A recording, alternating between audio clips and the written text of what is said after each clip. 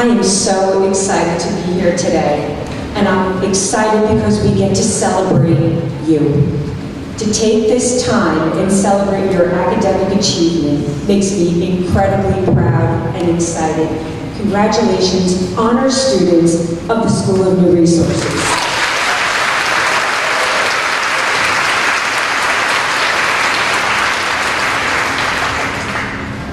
Each day, I feel incredibly proud and honored to be the president of the College of New Rochelle.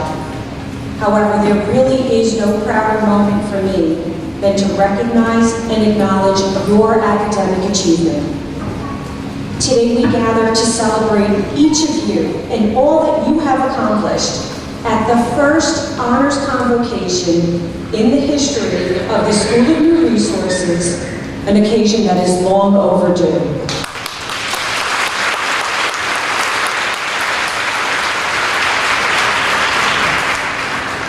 I am so impressed with your strong academic qualifications, your commitment to education, and all that you're putting forth to earn your college degree.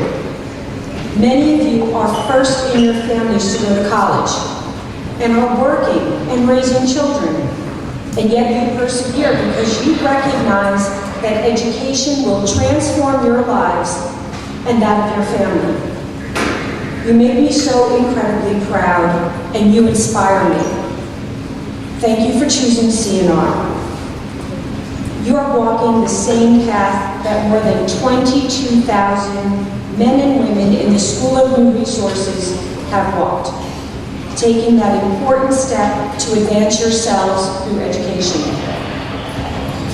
In 1972, the college's 11th president, Sister Dorothy Ann Kelly, an Ursuline teacher, leader, and strong advocate for access, opened the doors to education to thousands of inner-city adults who would not otherwise have the opportunity when she founded the School of New Resources. Sister Dorothy Ann was a true visionary in adult education, for rather than follow a traditional educational model, the School of New Resources was centered around the needs of the adult learner, with classes scheduled in the evenings and on weekends, offering credit for prior learning experience, a classroom environment that recognized the experience that adults bring with them, and with campuses throughout the New York metropolitan area. She recognized the importance of delivering education directly to where students live and work. In the past 41 years, the School of New Resources model has been widely acclaimed, well recognized, and often emulated by others. But we did it first at the College of New Rochelle, thanks to the vision of Sister Dorothy Ann.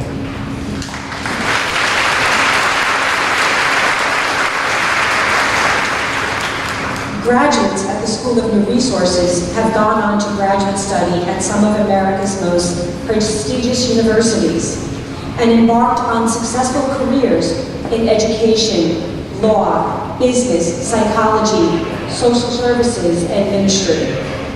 You're part of a rich legacy, and I look forward to one day reading your achievements as a graduate of the College of New Rochelle, and perhaps welcoming back you to share your story of success with students who follow you, just as Floyd Blair did, our distinguished speaker today. I'm going to tell you a little bit about Blair, but to do it faithfully, I would probably need about an hour.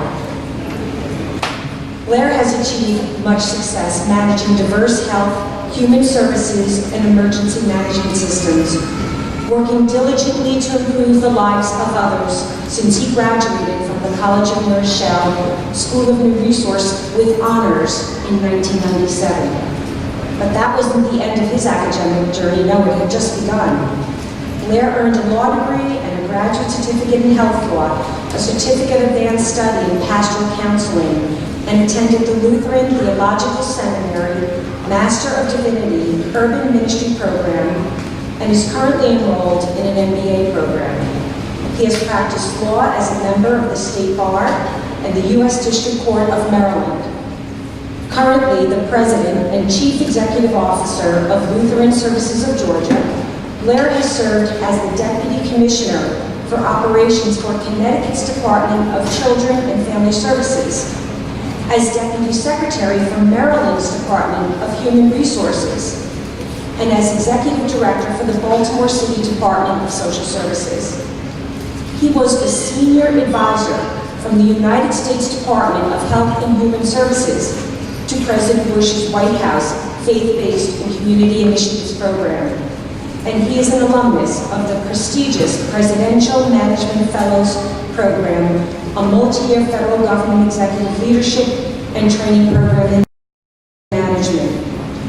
Blair exemplifies the very essence of the college's mission and has used his education in service to others. I take great pride in introducing and welcoming home our keynote speaker, School of New Resource graduate, class of 1997, Floyd Blair. Welcome home.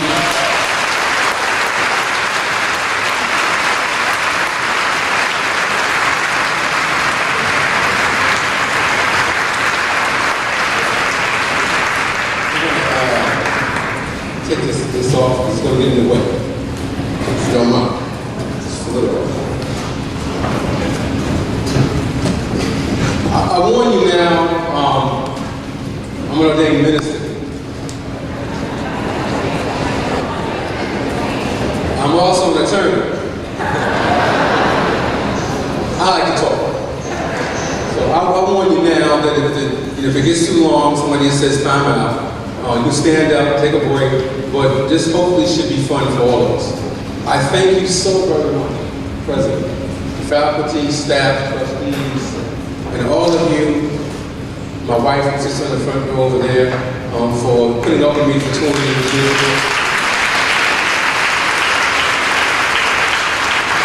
And just so you know, I went through school, College of New Rochelle, married with children. I did everything after that, married with children. We have 5. The joking, we have 5. So we had time to, we had time. There is time for that in your academic journey. So we had time for academics, we had time for children. The joke in law school, I was telling one of the trustees, they would ask me because I would bring my children to school with me because I couldn't have enough money to pay for it. We didn't have enough money to pay for child care when I was in law school. So I went to the University of Maryland School of Law. So I would bring my older 3 children to the school and they would play in the hallway, literally. They would play jumping jacks, handball. I'm from Brooklyn, hello, you understand? And I want to declare for all of you Brooklyn projects. You name a project in Brooklyn, Red Hook, Honors, Marcy, Fort Greene, Farragut, Brownsville, big houses, I lived there. So my kids, I couldn't afford it because my wife was working, I was a full-time law student, I had a part-time job with a congressman, which I'll tell you about later, but I couldn't afford daycare, so when they were out of school, they would come to school with me and play in the hallway, jumping jacks, jump rope. And one of the professors one day said, well, who has the audacity to bring their kids to school and play in the hallway? And the entire classroom got real silent. They all went, Blair, right over here. And he said, well, why would you do that? I said, well, sir, I can't afford to send them to daycare. He said, well, don't you, this is an institution of high learning? I said, yeah, that's why we're here. He said, well, you can't bring your kids to school and play in the hallway. I said, well, University of Maryland is a public funded institution. My tax dollars help pay your salary. He said, where'd you get that from? I'm a law student. And by the way, the dean of the school said I could do that. Oh, he was like, well, how do you know her? She's my personal advisor. He said, well, how'd you do that? If I told you that, I'd tell everybody else. You understand? I say that to say that this is a struggle. I know how difficult it has been for you to sit there because I was there. I got that medal, the academic medal, at a 4-point, Dr. Boyd knows. She was one of the first persons I met when I came to the College of New Rochelle. My sister-in-law was taking classes at the New York Theological Seminary campus, by him there. She said, Blair, there's a school called the College of New Rochelle that specializes in people like you. People who have a difficult time, they're working, trying to go to school, they've been in other schools and couldn't make it because of either finance or time, didn't have the right classes, all that. She says, go down there and talk to somebody. First person I saw was Dr. Moore. She took me to her office and she gave me this conversation. I filled out some paperwork, literally, and I left. I get a notice in the mail to come back. I come back and I go knock on her office. She says, well, what are you doing here? I said, well, I got this notice to come back. She says, well, I think she said idiot. So I'm like, y'all know Dr. Moore, but very French. She said, boy, you're supposed to start classes today. I was like, really? Well, I didn't know. I had no clue. But I went to school, and I didn't know at the time how my life was so drastically changed from the impact of that simple conversation with Dr. Boyd, who said, you belong here, son. I remember that to this day. You belong here. I proudly say, I am CNR. Y'all didn't get that. Maybe it's just me. I proudly say, I'm a college university.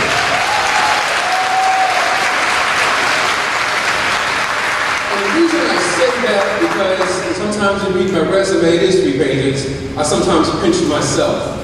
I've been in room with people from Harvard, and Yale, and Brown, and name some of the other schools, And they asked me, well, Blair, obviously, you must have went to an Ivy League school also. And I go, yeah, I did.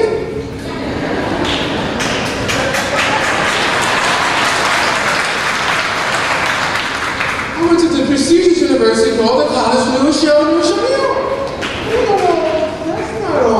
It's not for you, but it sure was for me.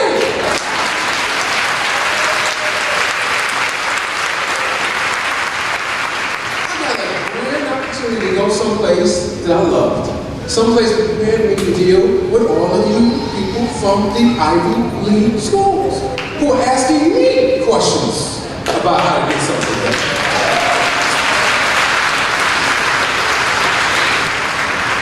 I don't say that to say that I'm better than anybody or that I'm an elitist. I don't say that at all. I say it to say that it happened to me and it's true. The academic preparation that I received at the College of Rochelle afforded me the opportunity to go a lot of places, to be in a room with a lot of people, and to hold my own with some of the smartest, some of the brightest people in the country. Period.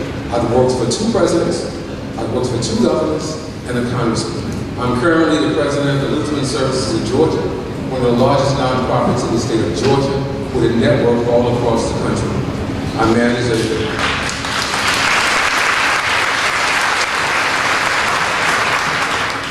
huge statewide staff that deals in disaster response, deals in foster care and adoption. We do service for the elderly, we do people's homes, we do community-based health. We do a lot of different things. But all of that was the mission to help. When I came to this school, their mission was to help me achieve my dream. I didn't know what my dream was. I didn't know anything about what they call now social impact. I bring that up because that's what we get to do today. All of you are going to have an impact on society. If you're not thinking that way, it's too late. You've already fallen into the madness of the College of Rochelle. Okay, you work those long hours, right? You got the 4.0, 3.9, or whatever it is. You're sitting here today getting an academic. You've already fallen into it. I'm going to say, can you go a little deeper? Can you go a little farther? Can you jump into the abyss of the unknown once you leave here? This person said something today, I think just before I got up here, about applying to the graduate school. I hope every last person in here today runs out and goes online and applies to graduate school. Period.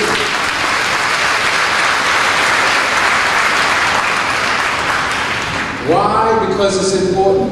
My wife will tell you a story. Years ago, I was a smart guy. I grew up in the streets of Brooklyn in foster care. I know how to deal with people. I know how to fight too. So, a lot of issues. Had a job offer that I was going for. I was competing with people with PhDs, and I was third on the list.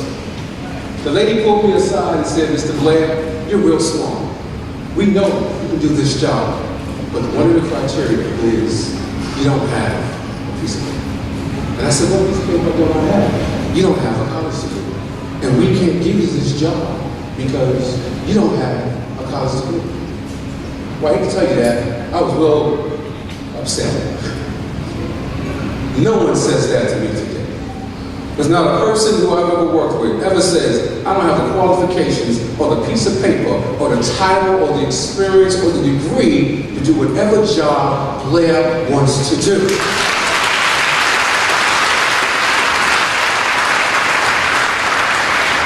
And it started right here.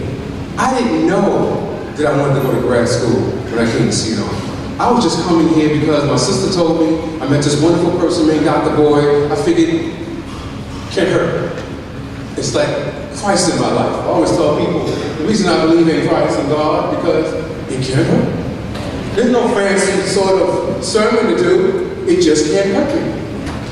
God had to be in Blair's life because I grew up in poverty. I grew up in foster care. I grew up not even knowing who my parents were. I grew up in streets of Brooklyn, Marcy, Red Hook, Fort Greene, Farragut, Brownsville, Tilden, Bessie Head Pool. People from New York City, you know, sitting in fights and scrap. God had to be with me. He couldn't be with me. So sometimes, well, why do you believe in God? Because God had to be with a brother to protect me and to keep protecting me and allow me to have this miracle life that I'm living right now. That's why I believe. Real simple. Just like I know that when I came here, it had to be God-driven for me to get here. It had to be God-driven for me to walk into her office, for her to say, young man, you belong here. For me to do the academic work with having children and a wife, and going to work. Then to leave this institution and say, wow, I got a 4.0. That must have been a fluke. Let me apply to grad school and see if I get in. So I applied to grad school. Got into all of them. So I picked LIU. LIU is a 2-year program, Master of Science and Education. I thought I was going to go teach. My wife always tells a story. She was pregnant with child number 2 or 3? Yeah. 4.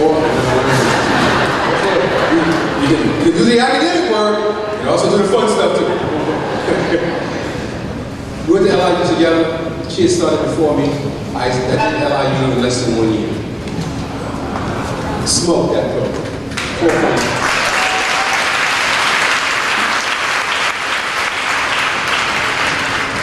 Wife, I got a 4, my wife got a 3.98. She's still upset because they didn't need a medal. She said, wait a minute, I had a baby. Right?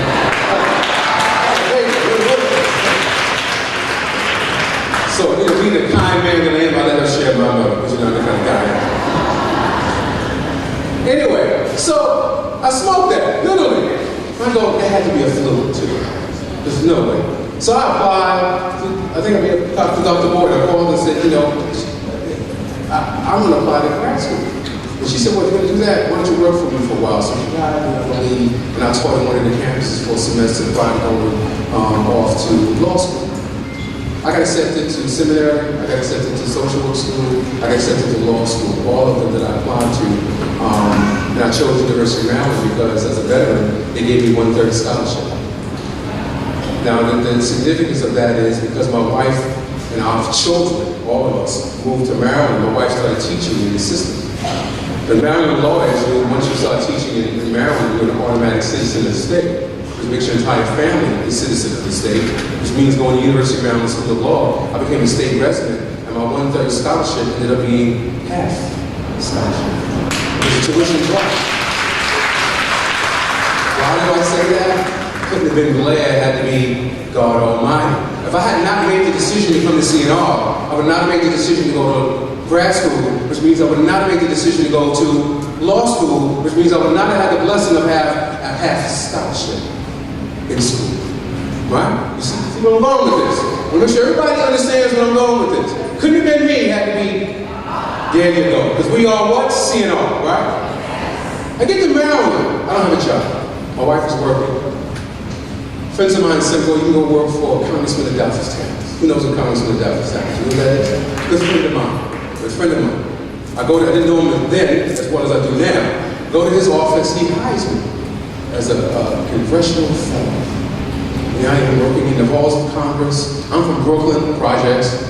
What do I know about any of this stuff? Absolutely nothing. But he hires me to be his congressional aide for healthcare. Since I was in the healthcare master's program and law program at the University of Maryland, I get to meet lots of interesting characters on Capitol Hill, right?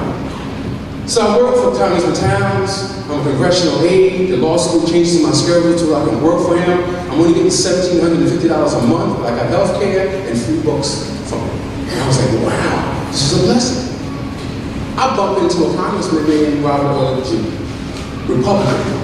Some others, but his name stands out. We become friends. Years later, I'm working for the White House as senior advisor to the Bush administration's faith base. Help start that program. I get a call from then Governor Robert Ehrlich of Maryland. This is Blair, why don't you come in for an interview? And I go, okay, for what? He says, don't worry about that, just show up. I show up. I want to go back once again. I go see Elsa, I go CNR, I go grad school, you see where I'm going? I go law school, I go Congressman Towns, I go Bush administration, I go Governor Ehrlich. You understand that, right? We haven't lost the story. Got me? Started where? I just want to make sure we're clear on that. Get there, we have a nice conversation. I leave the room with a job. I'm executive director for the City of Baltimore's Division of Department of Social Services. Did such a wonderful job there. I get a call one day from him. I was in a speech doing this for my staff. And then the phone rings, I stop, it's the governor on the phone, because when the governor calls you, you have two hands up. It's like the president calling you. You have to stop what you're doing because he's the boss and answer the phone. I pick up the phone, he goes, Blair. He says, how you doing? Sir, I'm doing a speech. He says, I can wait. He said, I just promoted you as commissioner for the state of Maryland, Department of Human Resources. I go, wow. I'm just a poor kid from where? Brooklyn what? Who went to where? See how that's going? I go, wow, now I'm a commissioner. What does that mean? I don't know. I know a senior advisor to the White House man. I did that too. I don't know. I do that job. He loses the election. And I go, wow, bummer. Now I don't want to do. I got family to feed, I got responsibilities. I get a call from Governor Rochelle in Connecticut. Hey Blair, you want to go work for me in Connecticut? I'm going to make you my commissioner for juvenile services and deputy commissioner for the Department of Children and Families. I said, really why? He said, because Robert Ehrlich just called me and told me you needed a job. I go, okay. How do you do that? I don't know, but I work. I answered the call, right? Because I felt qualified enough to show up in any conversation and just about anything based on my experience in life, but also the academic preparation that I received long ago to start this institution. I've gotten another call since then. Going to seminary, the Lutheran Church, studying the seminary. I'm now president of Lutheran Services of Georgia. But my reality is that I would not have been in a position to do that if I had not started with CNR. Because I took the chance on getting a quality education from a quality institution. I jumped into the abyss of the unknown. And my faith tells me when two things happen when you follow faith. Right? What happens?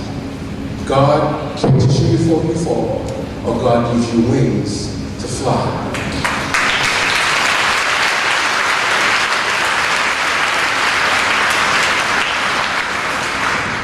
I'm not going to say my journey's been easy. I make fun of it because I still pinch myself because I can't believe it. As a 10-year-old kid, instead of looking at the project windows of my housing project, I tried to figure out how I was going to get out of there. I was going to live. My foster mother has since died. It's been 2 years now. If she knew the characters I hung out with and walked to the house, she'd probably spank me again. You understand? Because I had characters coming. These were friends of mine I grew up with. They were drug dealers, and criminals, and killers. Yeah, but they were friends of mine. I didn't know any better.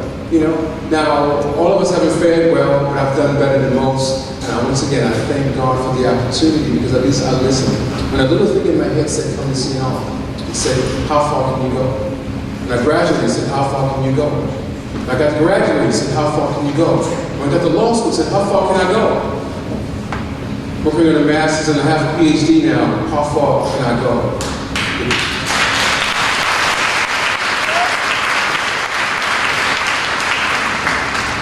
It's not my question to myself. This question is to you, all of you. Every last person here who's getting the academic award, anyone sitting in the audience who thinks they can't do it, thinks they're too old, too broke, to go to school, this is the place for you, College of Rochelle. The question I'm asking all of you right now is, how far will you go? What are you willing to do to make sure that someday you're the person speaking up here to another group of people, to inspire them to be better than what they are today, to take this quality academic education you receive. The banner says the wisdom for life, correct? I saw that. Take this wisdom that you've garnered here for these years. Where will it take you? Where should it take you? Where can you be 3, 4, 5, 6, 7, 8 years from now? Because let me tell you right now, as a poor kid growing up in foster care in Brooklyn, New York, I never in my wildest imagination ever believed I'd be more than a thug. More than somebody who just said I'm from Brooklyn and that's it. Wearing a pink suit or a yellow suit with a number on it. Right? Y'all understand what I'm saying? You know, never having a resume. Not having, when someone says to me, I got doctor in front of my name and Esquire on the back of my name. Well, I never thought about that as a kid.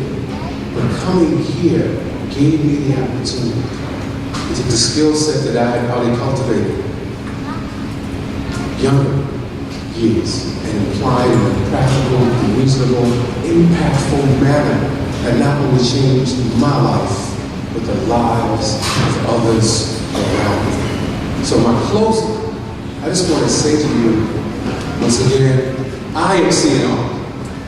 I want all of you to say what?